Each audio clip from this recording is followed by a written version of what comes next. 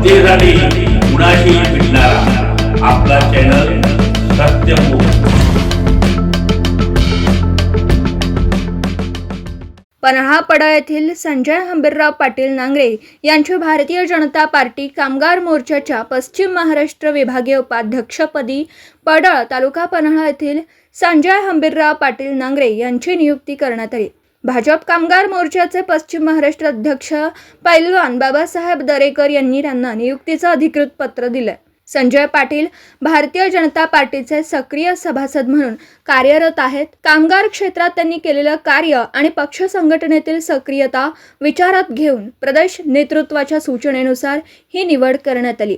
त्यांना भाजपचे प्रदेश अध्यक्ष रवींद्र चव्हाण, प्रदेश अध्यक्ष कामगार मोर्चा विजय हरगुडे व खासदार धनंजय महाडिक यांचं सहकार्य मिळालं। सत्यमुख प्रतिनिधी श्री अनिल जाधव, माझगाव तालुका पन्हाळा।